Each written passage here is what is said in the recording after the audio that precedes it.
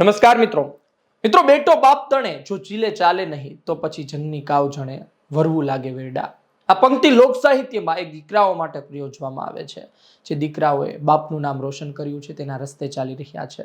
આજે એક એવા જ વ્યક્તિની વાત કરવી છે, એવા જ નેતાની વાત કરવી છે, એવા જ પુત્રની વાત કરવી છે. નામ છે જયેશ રાદડિયા. સામા પવને ચાલવું જેના ડીએનએમાં છે. ગુજરાતના રાજકારણમાં આજે વાત કરીશું જયેશ રાદડિયાની. જયેશ રાદડિયાની ગઈકાલ, આજ અને આવતીકાલ વિશે થોડી ઘણી માહિતી.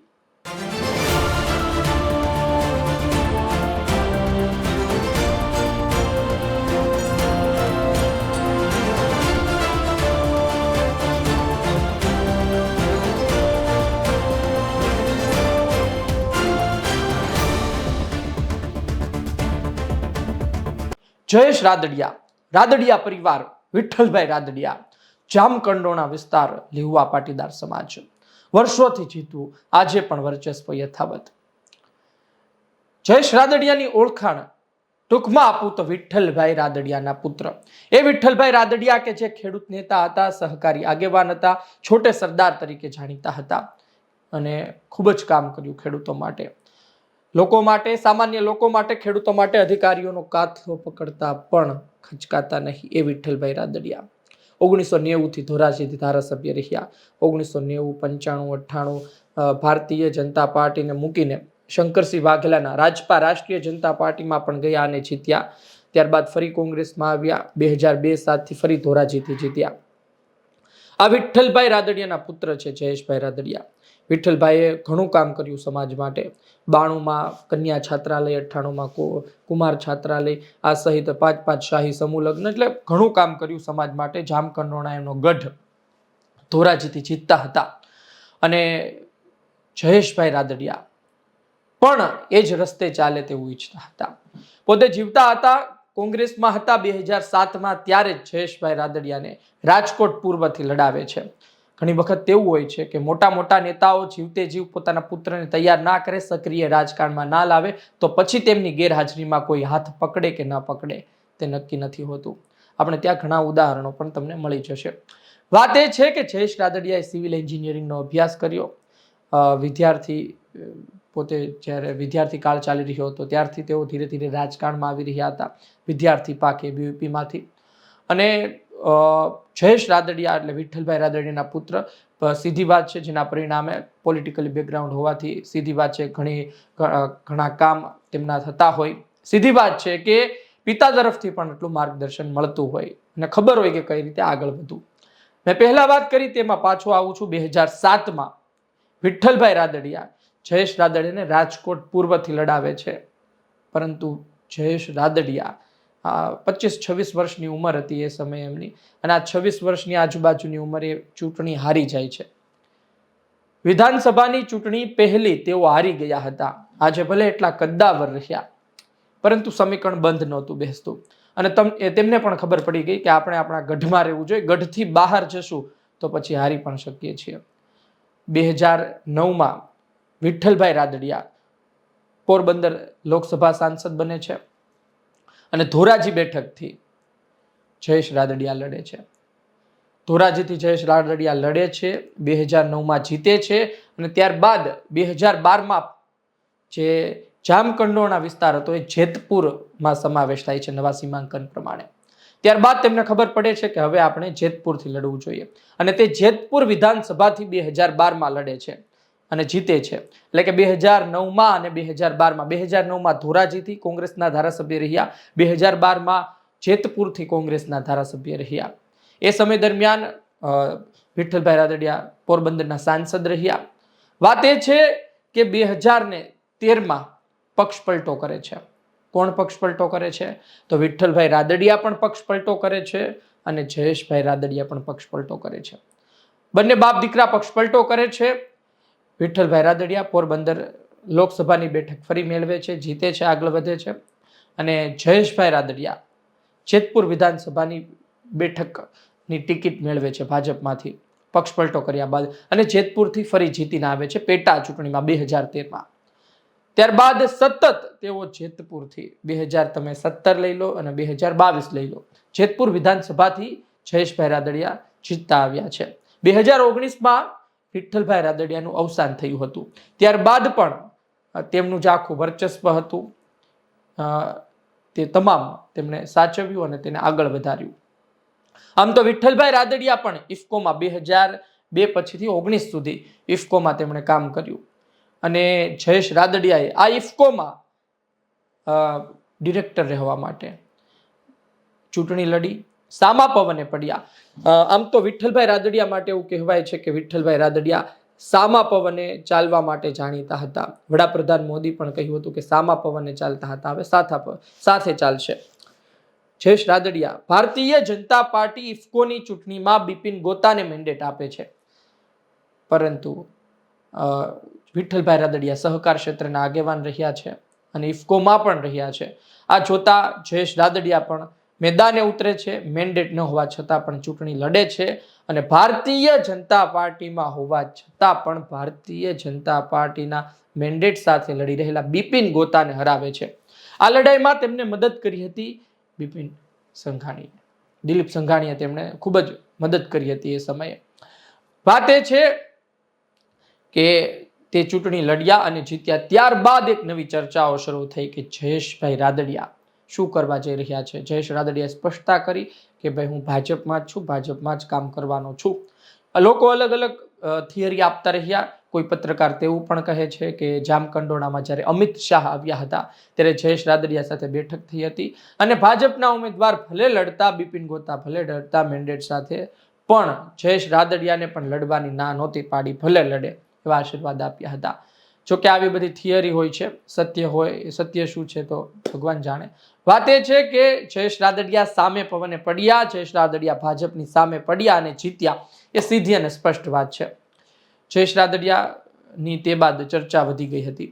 જયેશ રાદડિયાનો ગઢ જેતપુર આમ તો કાયમ છે ને આજની તારીખે પણ ત્યાં તે મજબૂત છે. લેવા પાટીદાર સમાજ માટે ખૂબ જ તે વિસ્તારમાં કામ કરતા રહે છે અને એ જ કારણોસર તેને મત પણ એટલા ભરપૂર પ્રમાણમાં મળે છે. ભારતીય જનતા પાર્ટીનું સદસ્યતા અભિયાન હોય તો સૌરાષ્ટ્રમાં અવ્વલ રહેવાનું હોય તો પણ જયેશ રાદડિયા કરી શકે છે. આ તમામ સ્થિતિ છે, પણ જયેશ રાદડિયા આજકાલ ચર્ચામાં બહુ છે. એ ઇફકોની ચૂંટણીથી ચર્ચામાં આવ્યા અને ત્યારબાદ સતત ચર્ચામાં રહ્યા, કારણ કે લેઉવા પાટીદાર સમાજ ગુજરાતમાં મોટી જનસંખ્યા ધરાવે છે. નરેશ પટેલ 2012માં પણ એક મહત્વની ભૂમિકામાં રહ્યા, 17માં પણ સતત ચર્ચાતા રહ્યા અને 22માં પણ તે આ પક્ષમાં જશે તે પક્ષમાં જશે તેવી ચર્ચાઓ થતી રહી. આ વચ્ચે નરેશ પટેલને ખુલીને કહેવા માટે પણ જયેશ રાદડિયા જાણીતા છે. 2017માં જ્યારે તેમણે જેતપુર વિધાનસભા લડી ત્યારે કહેવાય છે કે તેની સામે નરેશ પટેલના પુત્ર શિવરાજભાઈ સામે પડ્યા હતા, તેમની વિરુદ્ધમાં પ્રચાર કર્યો હતો. ત્યારથી દુશ્મની શરૂ થઈ. શાહી સમૂહ લગ્નમાં 2020 આજુબાજુ જયેશ રાદડિયાએ એ પણ કહ્યું હતું કે આ મારા બાપનું ખેતર છે અને તેને વાવેલું છે, લણવાનો અધિકાર મારો છે. તેમનો ઈશારો હતો કે ભાઈ આ ગઢ હું સાચવીશ, અહીંથી હું લડીશ અને મારા પિતાજીએ જે કંઈ પણ કામ કર્યું છે એનું શ્રેય હું જ લઈશ. સમય જતા 22 પણ જીત્યા, પણ નરેશ પટેલને લઈને સતત તેઓ બોલતા રહ્યા છે. છેલ્લે 511 દીકરીઓના સમૂહ લગ્ન કર્યા. આમ તો 13 લગ્નથી વિઠ્ઠલભાઈએ શરૂઆત કરી હતી સમૂહ લગ્નની. આજે 511 જયેશભાઈએ પહોંચાડ્યા છે અને હજુ પણ વધારવાની વાતો ચાલે છે, 700 સુધી પહોંચાડવાની. આ જયેશ રાદડિયાએ ત્યાં પણ કહ્યું કે ભાઈ સમાજના અમુક લોકો છે, ટપોરી સુધીનો શબ્દ વાપરી લીધો કે જે તેમને નુકસાન પહોંચાડવાનું કામ કરે છે.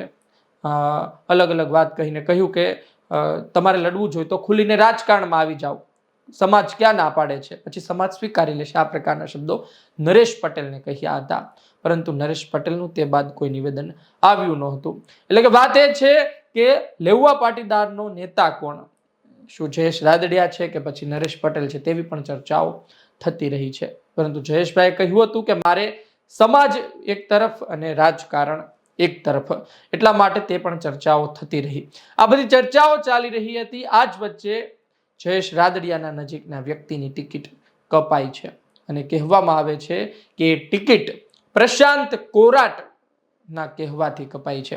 આમ તો પ્રશાંતભાઈનું સંગઠનમાં એક સારું એવું વર્ચસ્વ છે.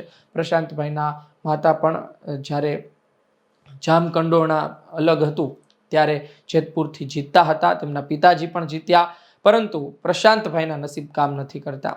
હવે ગઢ રાદડિયા પરિવારના હાથમાં છે. જયેશભાઈ રાદડિયાએ આમ તો લોકસભા ચૂંટણીમાં પોરબંદરથી લડવા માટેની પણ વાત કરી હતી, ટિકિટ પણ માગી હતી, પરંતુ પોરબંદર લોકસભાની ટિકિટ જયેશભાઈ રાદડિયાને નહોતી મળી. પોરબંદરથી લડે છે મનસુખભાઈ માંડવિયા, અને મનસુખભાઈ માંડવિયા જીતીને આવે છે, અને જયેશભાઈ રાદડિયા તેમની માટે મહેનત પણ કરે છે. પણ એક નારાજગી સમય હતી કે મારે ટિકિટ જોઈએ છે. જોકે ધારાસભ્ય તો આજની તારીખે પણ છે, એટલે કે જો એ સમયે તે લોકસભા ગયા હોત તો કદાચ કોરાટ પરિવાર માટે થોડો રસ્તો સાફ થાત ત્યાં, પરંતુ ત્યાં સ્થિતિ આજે પણ રાદડિયા પરિવારના સાથે છે. એક વર્ગ તેવો પણ છે જે કહે છે કે ભાઈ કોરાટ પરિવારનું એટલું વર્ચસ્વ હવે નથી રહ્યું જેટલું એ વિસ્તારમાં રાદડિયા પરિવારનું છે, જયેશ રાદડિયાનું છે. અને અત્યારના સમગ્ર સ્થિતિ વચ્ચે પ્રશાંત કોરાટ રાદડિયા સામે આ રીતે પડે તે વાતમાં પણ એટલો દમ નથી. જે થિયરી હતી, જે વાત હતી, જે કહેવામાં આવ્યું હતું એ હતું કે પ્રશાંત કોરાટે CR પાટીલને સમજાવ્યા, કહ્યું કે આ પ્રકારે ટિકિટ ના આપી શકાય, ઉંમર પ્રમાણે ઉંમર મર્યાદાનું કહ્યું, અને ટિકિટ કપાણી. જયેશ રાદડિયાએ મનસુખભાઈ તરફથી ખૂબ મહેનત કરી, પરંતુ મેળ ન આવ્યો. આવી બધી વાતો ફરતી રહે છે, પણ વાત એ પણ સત્ય છે કે જેતપુરમાં આજે પણ ભાજપનો ગજગ્રાહ તો ચાલે છે, પણ તે ફરક નથી પડતો. જયેશ રાદડિયાનું પલડું ભારે છે. એટલે કે આ સમાચારો બનતા રહ્યા છે, અને આ જ કારણોસર આજે આપણે જયેશ રાદડિયાની વાત કરી રહ્યા છીએ. ગુજરાતના એ નેતાઓ છે, એ નેતાઓમાંના એક છે જયેશભાઈ, કે જે પોતાના સામર્થ્યથી, પોતાના ભૂતકાળમાં કરેલા કામથી મત લઈને આવતા હોય, અને પાર્ટી તેને ટિકિટ આપે કે ન આપે તે પોતે જીતવાની ક્ષમતા આજની તારીખે પણ ધરાવે છે. ભૂતકાળમાં વિઠ્ઠલભાઈ પક્ષ બદલતા પરંતુ ધારાસભ્ય તો રહેતા, એ પણ સત્ય વાત છે. જોઈએ અત્યારના જેતપુરમાં રમણ ભરી સ્થિતિ જોવા મળી રહી છે. જયેશભાઈ રાદડિયા આજની તારીખે દિગ્ગજ છે, પરંતુ આ પ્રકારના સમાચાર જ્યારે સામે આવે ત્યારે એક સવાલ થતો હોય છે કે શું ભારતીય જનતા પાર્ટીમાં વધતું કદ વેતરવાનો પ્રયત્ન ચાલી રહ્યો છે? જયેશ રાદડિયા એક સમયે રૂપાણી સરકારમાં કેબિનેટ મંત્રી હતા. ભૂપેન્દ્રભાઈની સરકાર આવી, બધા જૂના જોગીઓને ઘર ભેગા કરવામાં આવ્યા. અમુક જૂના જોગીઓ પરસોત્તમ સોલંકી જેવા કે જે પોતાના દમ પર બેઠા છે તેમને કાયમ રાખવામાં આવ્યા હતા અને મંત્રી તરીકે રાખવામાં આવ્યા હતા. બાકી મોટા ભાગના મંત્રીઓ ગયા હતા, એટલે વચ્ચે તો પરસોત્તમભાઈ પણ ગયા, પણ ભૂતકાળમાં પણ મંત્રી હતા, આજે પણ છે, અને અલગ અલગ વ્યક્તિઓને રિપીટ કરવામાં આવતા રહ્યા છે. જયેશ રાદડિયા સહિત વિજયભાઈ રૂપાણીની સરકાર ગઈ હતી, નવી આખી મંત્રીમંડળ આવ્યું હતું. વિજયભાઈ રૂપાણીની સરકાર બાદ જયેશભાઈ મંત્રી બનશે કે નહીં તે પણ સવાલો થતા રહ્યા છે, અને હવે જો મંત્રીમંડળમાં ફેરફાર થાય તો પછી જયેશભાઈ રાદડિયાને મંત્રી બનાવવામાં આવે કે નહીં તે પણ વાત થતી રહી છે. જોવું રહ્યું આવનાર સમયમાં શું થાય છે, પરંતુ બાપના ચીલે ચાલતા જયેશ રાદડિયા આજે ગુજરાતમાં એક અલગ જ ચર્ચા ઉદ્ભવી રહ્યા છે, પણ કરી રહ્યા છે. આપનું શું કહેવું છે કોમેન્ટ બોક્સમાં જરૂરથી લખજો. જયેશ રાદડિયાને લઈને, વિઠ્ઠલભાઈ રાદડિયાને લઈને, તેમના કરેલા કામોને લઈને, જેતપુરની સ્થિતિને લઈને, ભાજપમાં જયેશભાઈના વધતા કદને લઈને આપનો અભિપ્રાય આવકાર્ય છે.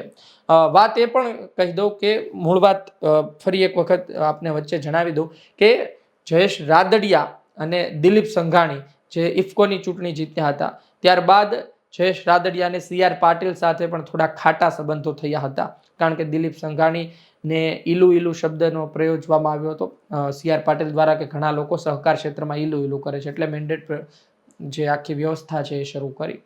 દિલીપ સંઘાણીએ જયેશ રાદડિયાને જીતાડ્યા, જે ભરતી મેળો છે તેનો પણ વિરોધ કર્યો હતો, પણ આમ છતાં પણ જયેશ રાદડિયા પોતે CR પાટીલની પાર્ટી હોય, ભોજન સમારંભ હોય, દિલ્હીમાં કેન્દ્રીય મંત્રી બન્યા બાદ તો એ પણ ત્યાં હોય છે, અને CR પાટીલ પણ શાહી સમૂહ લગ્ન યોજાય તો હાજરી આપે છે. એટલે અત્યારના સ્થિતિ થોડી શાંત છે તેવું પણ કહી રહ્યા છે, પરંતુ આપનું શું કહેવું છે કોમેન્ટ બોક્સમાં જરૂરથી લખજો. આ વિડીયો પસંદ આવ્યો હોય તો લાઈક કરજો, શેર કરજો.